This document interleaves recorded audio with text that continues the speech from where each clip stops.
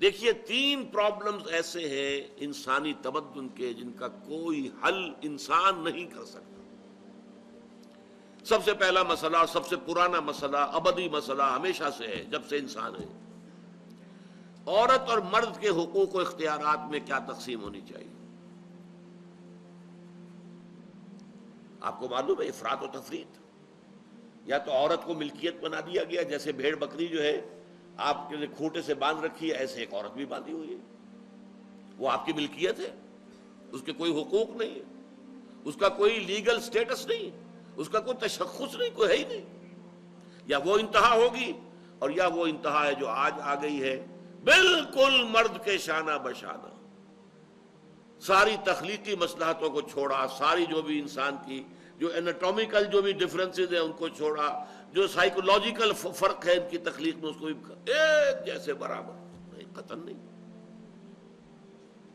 ان دونوں کے درمیان کیا توازن؟ یا وہ لونڈی بن گئی، بھیڑ بکری کی طرح کی ملکیت بن گئی، اس کا کوئی حق نہیں، اس کا کوئی لیگل سٹیٹس نہیں، اس کے والدین نے جہاں چاہا شادی کر دی، اس کی مرضی پوچھنے کا کوئی سوال ہی نہیں، جس کے چاہا حوالے کر دیا۔ وہ آج جو چل رہی ہے ونی کی رسم، وہ عورت کا کیا اختیار اس کے اندر ہے، اس بچیوں کا کیا اختیار ہے؟ وہ 1.5 سال کی ایک بچی بھی دے دی گئی ہے، انا للہ و انا الیہ راجعون، جو چاہے کریں۔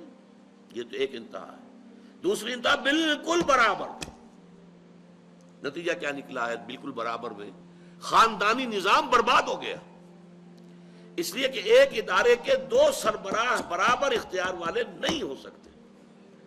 کسی محکمے کے 2 ڈائریکٹر ہو سکتے ہیں، کسی فرم کے مینیجنگ ڈائریکٹر 2 ہو سکتے ہیں، ڈائریکٹر 10 بنا لیں آپ، مینیجنگ ڈائریکٹر 1 ہوگا۔ کسی فرم کا چیئرمین 1 ہوگا، 2 نہیں ہو سکتے کسی بھی ادارے کی۔ اگر 2 بنا دیں گے فساد ہوگا، جھگڑا ہوگا، ان دونوں کے درمیان رسا کشی ہوگی۔ یہی تو ہمارا سب سے بڑا مسئلہ بنا ہوا ہے۔ پاکستان کا مسئلہ کیا ہے؟ ہم نے پارلیمانی نظام اختیار کیا ہوا ہے، انتہائی بیہودہ نظام، غیر منطقی نظام۔ آپ نے 2 بڑی بڑی سیٹس کریٹ کر دی، ایک ہیڈ آف دی اسٹیٹ ہے، ایک ہیڈ آف دی گورنمنٹ ہے۔ اب ان دونوں کے درمیان حقوق اور فرائض اور اختیارات کا کیا تقسیم ہوگی؟ ہو ہی نہیں سکتی۔ یا سارا کچھ صدر کے پاس جائے گا اور وزیر اعظم جو ہے وہ جونیجو کی مانند وزیر اعظم بن جائے گا، یا سارا کچھ وزیر اعظم کے ہاتھ میں ہوگا اور صدر جو ہے چودھری فضل الہی بن جائے گا، کہ جس کو وہاں ان کی دیواروں پر لکھا گیا تھا رہا کرو انہیں، چودھری فضل الہی کو رہا کرو، یہی ہوگا۔ تو ایک گھر کے 2 جو ہیں 2 سربراہ نہیں ہو سکتے، خاندانی ادارہ تباہ ہو چکا ہے۔ اور جیسے کہ یہ آپ کو کہاوت ہے کہ جس بلی کی دم کٹ جائے وہ چاہتی ہے کہ تمام بلیوں کی دمیں کٹ جائیں۔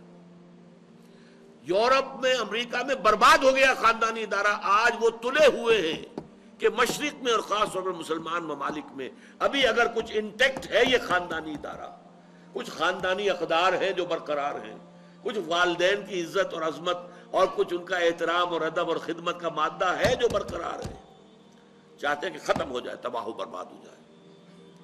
والدین بوڑھے ہو گئے تو پھینکو ان کو اولڈ ایج ہاؤسز کے اندر، اولڈ ہاؤسز میں، گھر میں کائے کو رکھنا ہے؟ نوجوان جوڑا ہے، اس کے خامخواہ ان کی خواہشات اور ان کے معمولات میں بیچ میں آڑے آنا۔ بوڑھی ماں جو ہے بولے بغیر رہے گی نہیں، دنگا فساد ہوگا تو رکھو اس کو وہاں پر اولڈ ہاؤس کے اندر، اللہ اللہ خیر سلام۔ یہ ہے اصل میں مسئلہ۔ اب عورت اور مرد کے درمیان کیا توازن ہو، انسان نہیں سوچ سکتا۔ دیکھیے انسان یا مرد ہوگا یا عورت ہوگی۔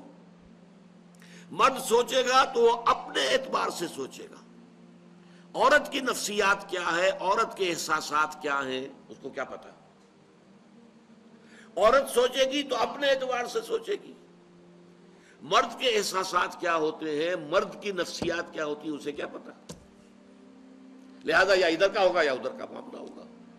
ایک ہی ذات دے سکتی ہے آپ کو نظام، جو مرد کی بھی خالق ہے، عورت کی بھی خالق ہے، اسی نے بنایا دونوں کو، اور دونوں ہی اس کے لیے اولاد کے مانند ہیں۔ یہ حدیث نبوی کا ترجمہ کر کے بتا رہا ہوں آپ کو۔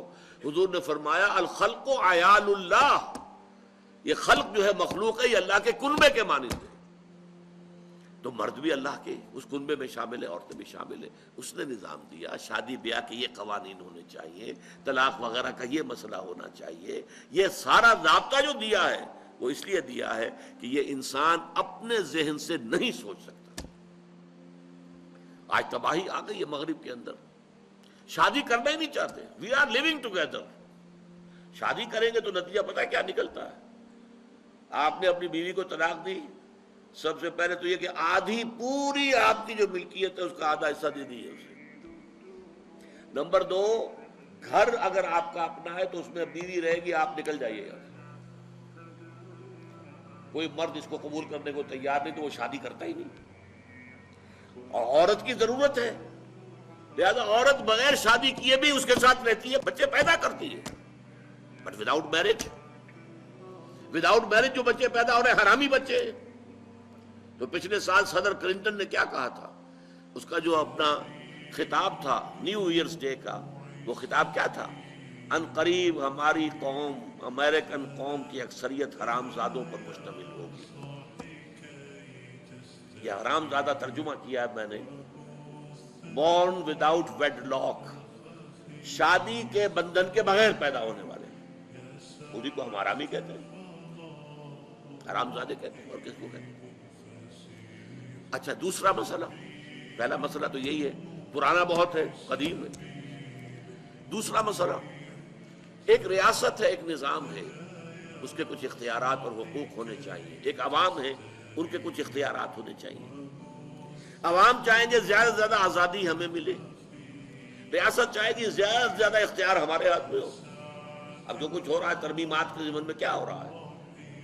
ایک طرف جو ہے مشرف صاحب چاہتے ہیں زیادہ سے زیادہ اور طویل سے طویل میرا دور اقتدار ہو اور اختیارات جو ہے میرے ہاتھ میں آ جائے، گھنٹہ گھر بن جاؤں میں فیصلہ بات کروں. ساری کوشش ان کی ہے. اور یہ ARD وغیرہ کیا کر رہی ہے کہ نہیں، حقوق عوام کے ہاتھ میں آنے چاہیے. اب اس میں بھی توازن کیا ہو؟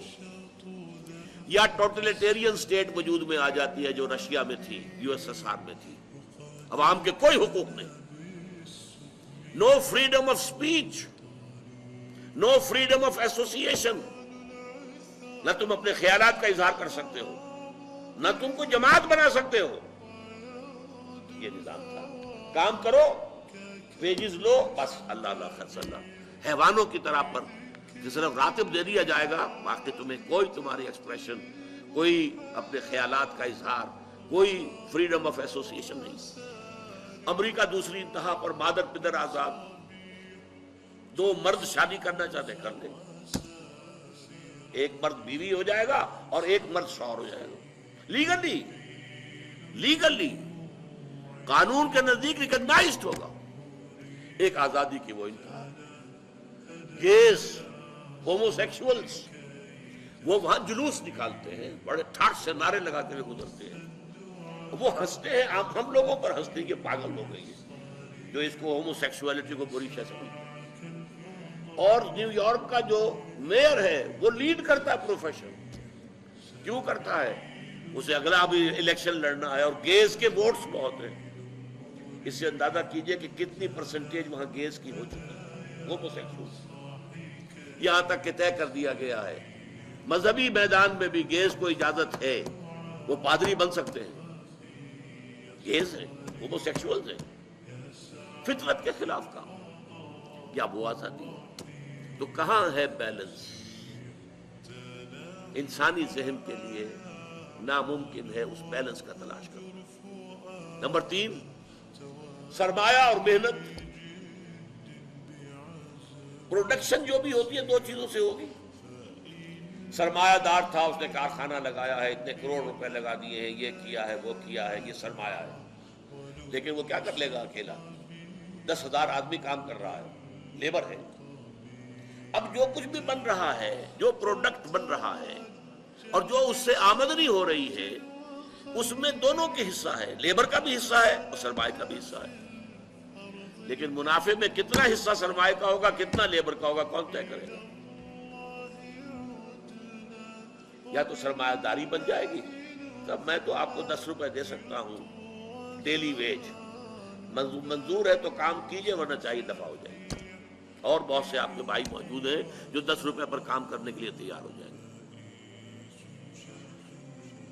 ساری دولت سمٹ کر جا رہی ہے کارخانے دار کے ہاتھ میں۔ کیپٹلزم جو کیپٹل ہے، جو سرمایہ ہے، اصل جو ہے دولت اسی کی طرف، روپے کو روپیہ کھینچتا ہے، پیسے کو پیسہ کھینچتا ہے۔ لہذا امریکہ میں آپ کو ایسے لوگ مل جائیں گے جنہیں اپنی دولت کا اندازہ نہیں ہے کہ کتنی دولت ان کے پاس ہے، بلینز آف ڈالر کا ایک ایک چیک لکھ سکتے ہیں۔ دوسری طرف امریکہ میں آپ کو گھیٹوز مل جائیں گے، گھیٹوز، اور ایک ہی جزیرہ ہے مینہٹن، کوئی 11 میل لمبا ہے، چوڑائی کہیں 2-3 میل ہے، کہیں ذرا زیادہ ہے۔ اس کے ساؤتھ میں جہاں یہ 2 بڑے بلڈنگیں کھڑی تھی جو گرائی ہیں، جو بھی تھے دہشت گرد، یہاں پر یہ اس کا ریچسٹ حصہ ہے، پوری دنیا کی دولت یہاں جمع ہے، سارے بینک وہاں ہیں۔ اور اسی جزیرے کے شمالی علاقے کے اندر گھیٹوز ہیں، افرو امریکنز، کالے امریکی، یوں سمجھیے کہ سب ہیومن لیول پر رہ رہے ہیں، حیوانوں کی طرح زندگی گزار رہے ہیں۔ یہ ڈسپیرٹی نظر آ جائے، تو اب عدل و انصاف کی کیا شکل ہو؟ یا وہ ہے جو رشیا میں اور USSR میں تھا، یا یہ ہے جو امریکہ میں اور اس کے الائز کے اندر ہے؟ یہ ہے وہ مسئلہ جہاں انسان ہاتھ جوڑ کر، گھٹنے ٹیک کر اللہ سے دعا کرنے پر مجبور ہے، اے اللہ تو نے مجھے فطرت سلیمہ بخشی، اے اللہ تو نے مجھے عقل سلیم سے نوازا، اے اللہ میں نے تجھے پہچان لیا کہ کل شکر اور کل ثنا کا مستحق تو ہی ہے، اے اللہ میں نے تجھے پہچان لیا کہ تو تمام جہانوں کا پروردگار اور مالک ہے، اے اللہ میں نے تجھے پہچان لیا جزا و سزا کے دن کا مالک و مختار مطلق تو ہے، اے اللہ میں نے طے کر لیا ہے تیری ہی بندگی کرتا ہوں اور کروں گا، اور تو ہی سے مدد چاہتا رہوں گا، لیکن اے اللہ میں مجبور ہوں، میری عقل جو ہے میرا ساتھ نہیں دیتی، کروں کیا، چلوں کس راستے پر، کون سے راستے پر؟ یہ عملی حصہ ہے دین کا، وہ سارا تھا فکری، نظری، ایمانی حصہ، الحمدللہ رب العالمین الرحمن الرحیم مالک یوم الدین، یہ کیا ہے؟ یہ ایمانی، فکری، نظریاتی حصہ ہے۔ عملی حصہ کیا؟ اہدنا الصراط المستقیم، ہمیں سیدھے راستے کی ہدایت بخش، صراط الذین انعمت علیہم، راستہ ان کا جن پر تیرا انعام ہوا، تیرے پسندیدہ بندے جو ہوئے، غیر المغضوب علیہم، جو مغضوب علیہم نہیں ہوئے، ان پر تیرا غضب نہیں آیا، غصہ نہیں آیا، ولا الضالین، اور نہ ہی وہ سیدھے راستے سے بٹ گئے۔ یہ ہے سورہ فاتحہ کا مقام۔ گویا کہ اصل میں یہاں پر قرآن مجید، اس کے اصل مخاطب کون ہے؟ وہ سلیم الفطرت لوگ، وہ سلیم العقل لوگ، جنہیں قرآن کہیں کہتا ہے الذین یعقلون، کہیں کہتا ہے الذین یفقہون، کہیں کہتا ہے اولو الالباب، ہوش مند لوگ۔ یہ وہ لوگ ہیں کہ قرآن مجید اصل میں ان سے مخاطب ہے، اور وہ خود سفر طے کر کے اللہ کی ذات تک، معرفت خداوندی تک تو پہنچ گئے ہیں، لیکن اب عملی زندگی کے اندر رہنمائی کے لیے درخواست کر رہے ہیں، اہدنا الصراط المستقیم صراط الذین انعمت علیہم غیر المغضوب علیہم ولا الضالین۔ یہی وجہ ہے کہ فوراً سورہ بقرہ شروع ہوتی ہے، الف لام میم ذالک الکتاب لا ریب فیہ ھدی للمتقین، یہ ہدایت ہم تمہیں دے رہے ہیں۔ یہ قرآن جواب ہے اس دعا کا، اہدنا الصراط المستقیم صراط الذین انعمت علیہم غیر المغضوب علیہم ولا الضالین، آمین یا رب العالمین۔